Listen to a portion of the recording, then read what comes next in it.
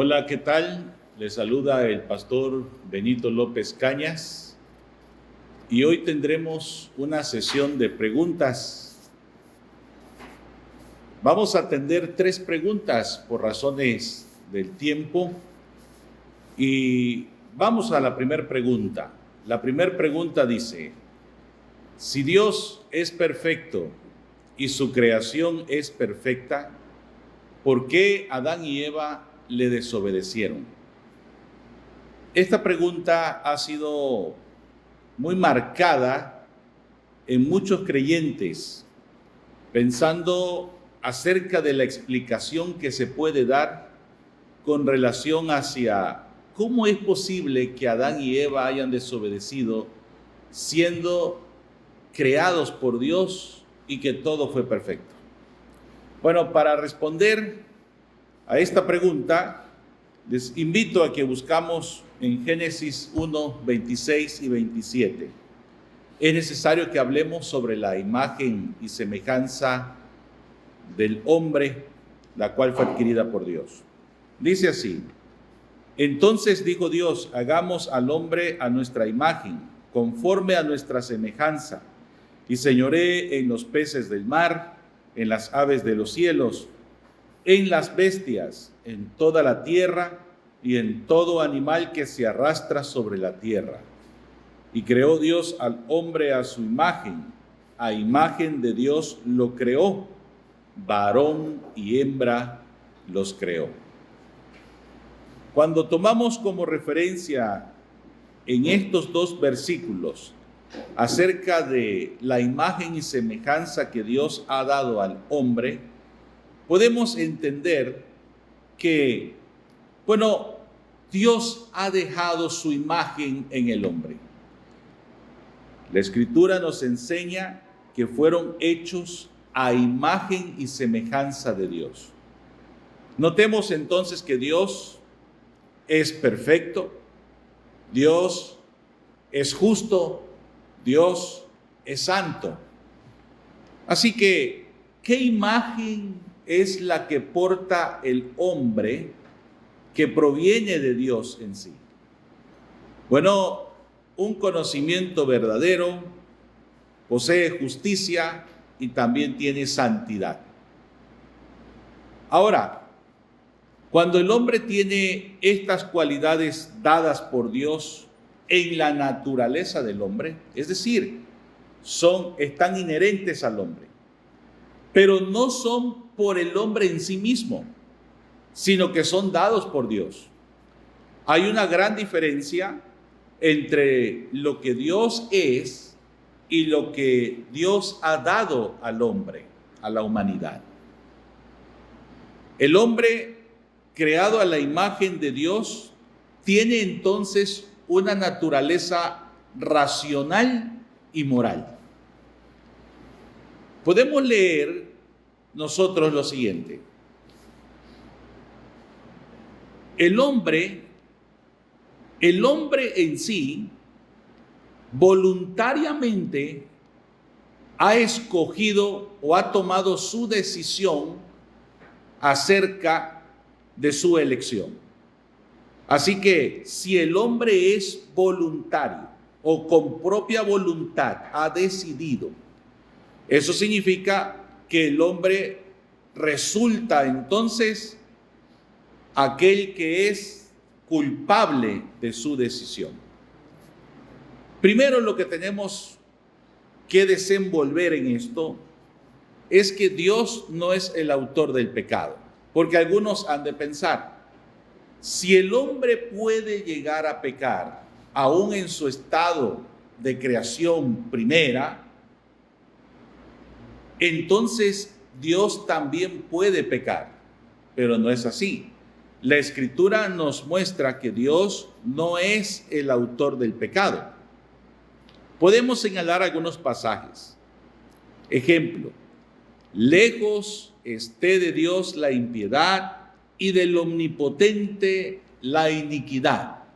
Eso se encuentra en Job 34:10.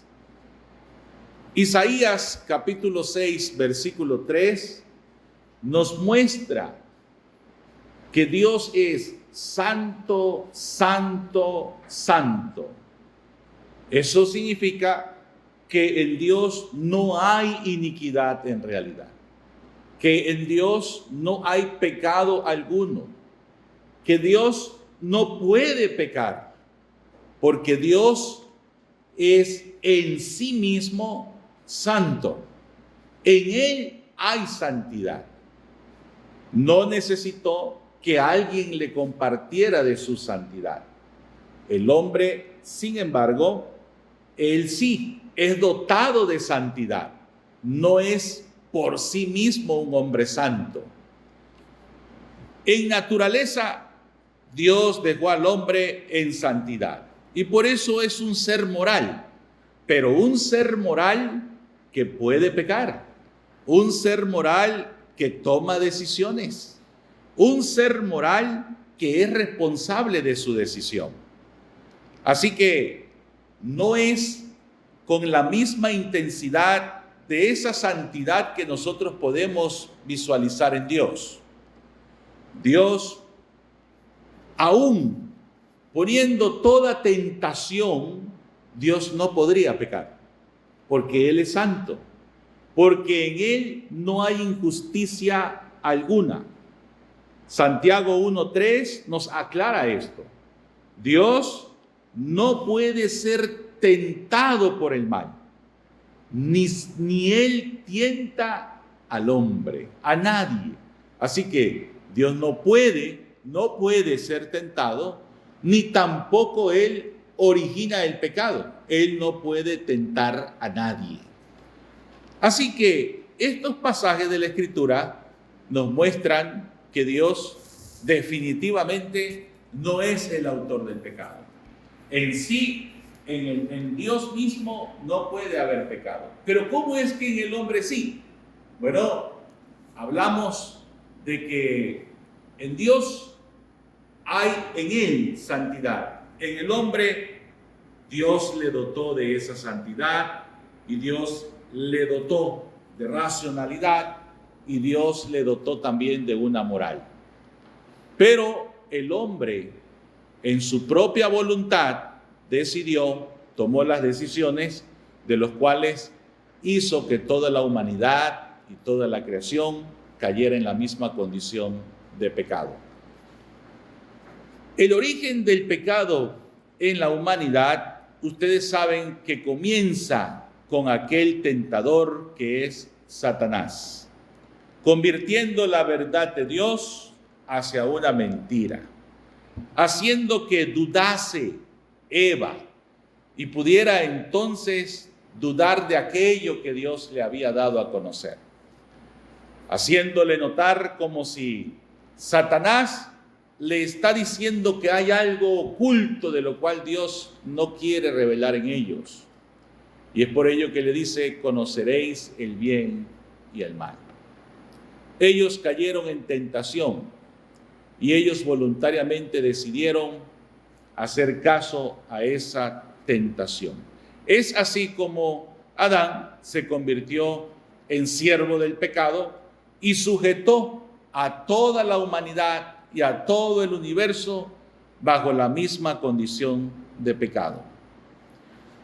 Esto trajo, como dicen algunos autores, una mancha permanente que mientras que no venga la completa restauración de Dios, no podría ser quitada en su totalidad. Bueno, es así como comprendemos nosotros que si la creación fue perfecta, el hombre fue perfecto porque viene de nuestro Dios que es perfecto, pero tenemos una diferencia. La diferencia es que el hombre sí podía tener voluntad hacia su decisión de pecar, mientras que Dios, en su aseidad, Él no puede pecar. Es por ello que podemos entender por qué Adán y Eva le desobedecieron. Tenemos una segunda pregunta también, una segunda pregunta que algunos hermanos de la iglesia quisieran que respondiéramos, es esta: ¿puede un cristiano perder la salvación? Bien, hay muchísimas rutas de las cuales podemos nosotros responder esta pregunta. Pero quisiera tomar aquello que Dios ha encauzado como algo positivo, como algo en lo cual es permanente. Y para ello es importante también que consideremos la palabra predestinación y la palabra elección que se muestran en los pasajes. Ejemplo, en Hechos capítulo 2, versículo 23, escuchen lo que dice. A este, entregado por el determinado consejo y anticipado conocimiento de Dios, prendisteis y matasteis por manos de inicuos, crucificándole. Esto nos hace pensar que todo lo que ocurrió había estado en el determinado consejo de Dios. Ya fue determinado. Y anticipado conocimiento de Él, por supuesto. Hechos 4:28, 2 capítulos posteriores, nos dice de la misma historia, dice, para hacer cuanto tu mano y tu consejo habían antes determinado que sucediera. Todo parece ser que está el destino de la humanidad, el destino de la creación, el destino de este universo está determinado por la voluntad de Dios. Uno de los pasajes que también nos podemos ayudar para contestar esta pregunta se encuentra en Romanos 8:28. Y sabemos que a los que aman a Dios, todas las cosas les ayudan a bien. Esto es, a los que conforme a su propósito son llamados. Porque a los que antes conoció, también los predestinó para que fuesen hechos conformes a la imagen de su Hijo, para que Él sea el primogénito entre muchos hermanos. Y mire, y a los que predestinó, a estos también llamó, y a los que llamó, a estos también justificó, y a los que justificó, a estos también glorificó. Es decir, hay todo un proceso por el cual el Señor ha determinado en aquellos quienes Dios ha llamado. Si la pregunta dice, ¿puede un cristiano perder la salvación? La respuesta es, no puede perder la salvación. Porque lo que Dios ha predestinado, Dios nos dice la Escritura que lo llevará durante todo aquel proceso de salvación hasta el estado de glorificación, que es cuando estemos de nueva cuenta con nuestro Señor.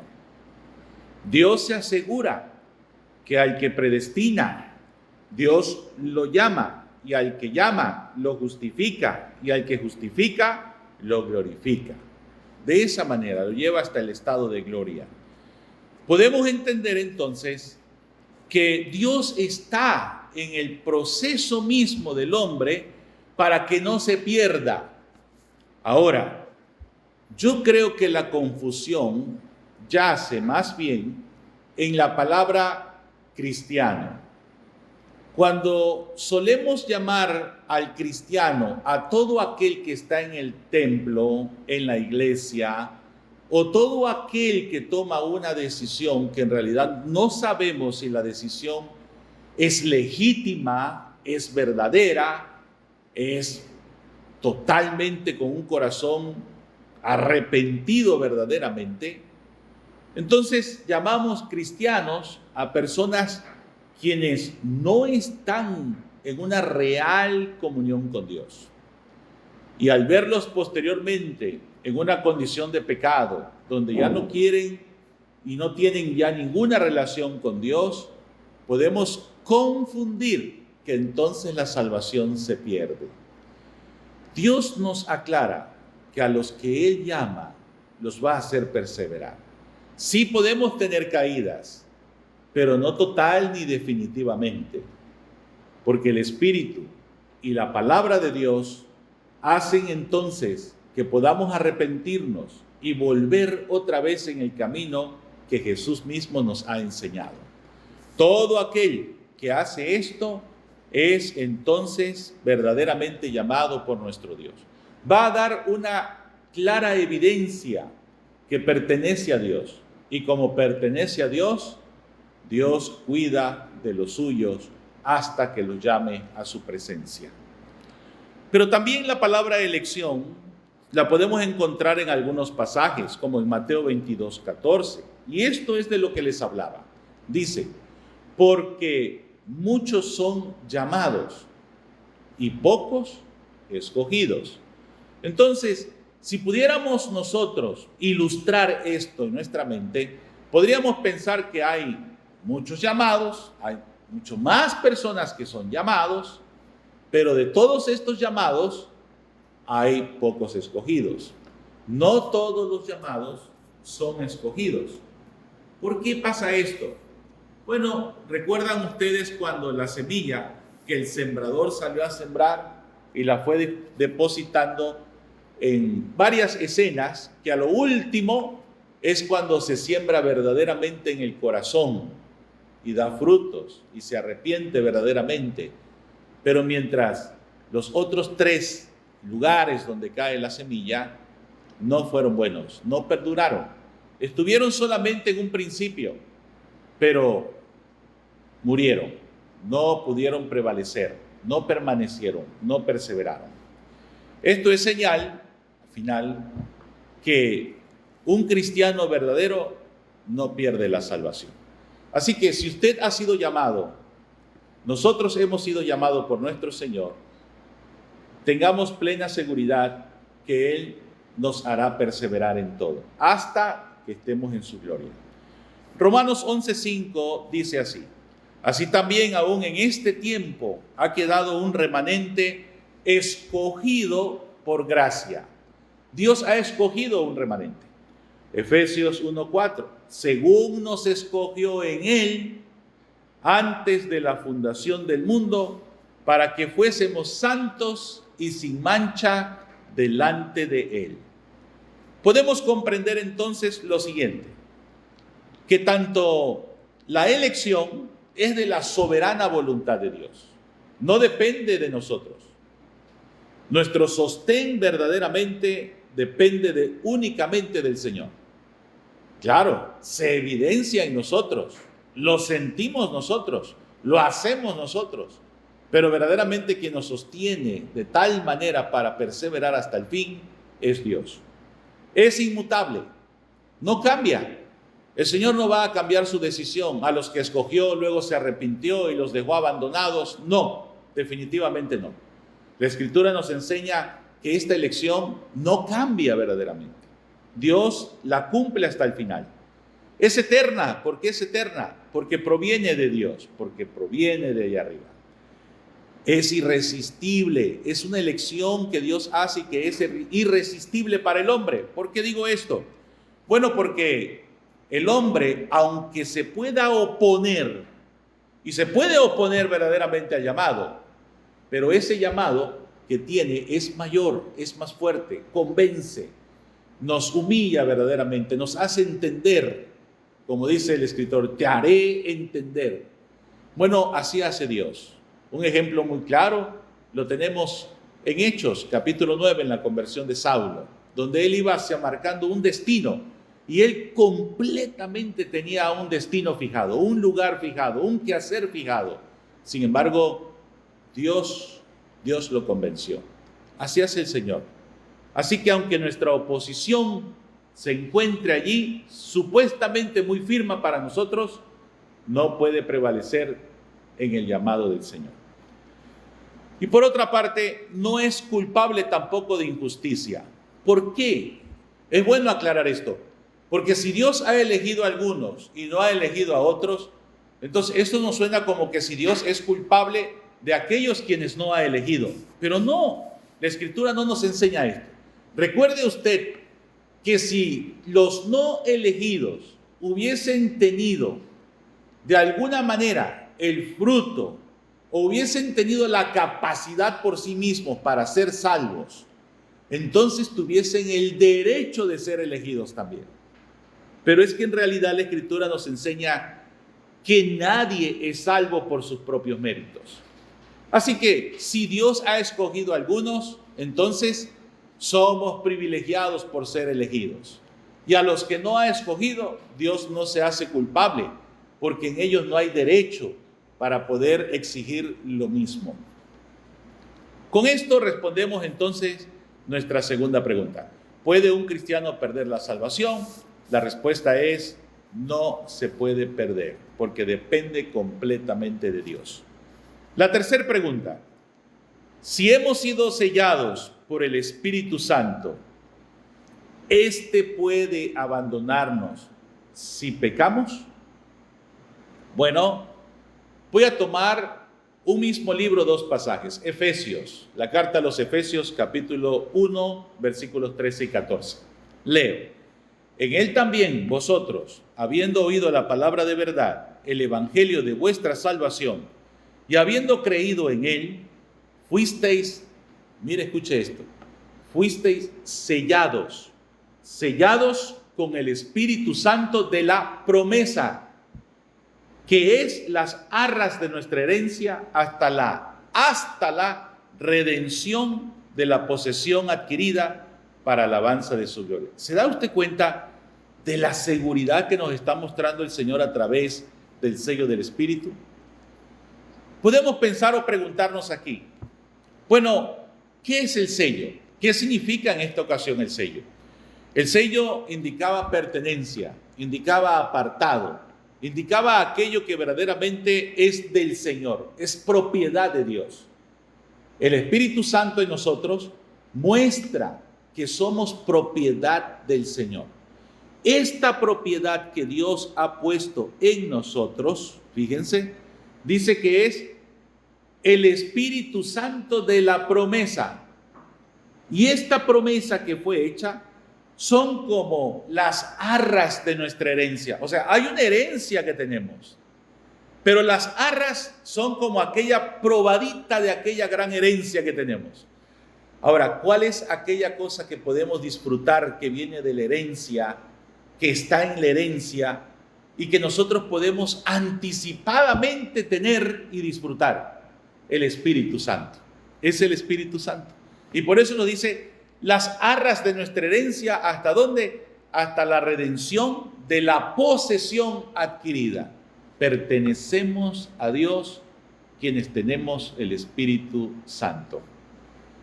Pero la pregunta dice: si hemos sido sellados por el Espíritu Santo, ya contestamos qué significado tiene el sello del Espíritu Santo y hasta dónde logra el Espíritu Santo hacer en nosotros. La pregunta es: ¿este puede abandonarnos si pecamos? Efesios 4:30.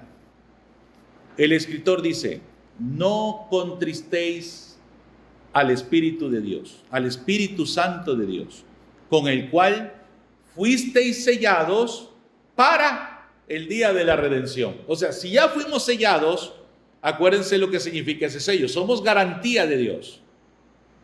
El Espíritu es una garantía que pertenecemos a Dios.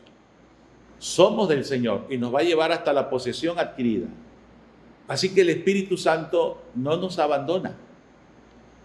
Y si pecamos nosotros, ¿puede el Espíritu Santo salirse de nosotros? ¿Dejarnos a nosotros libres en nuestra sola condición humana? No.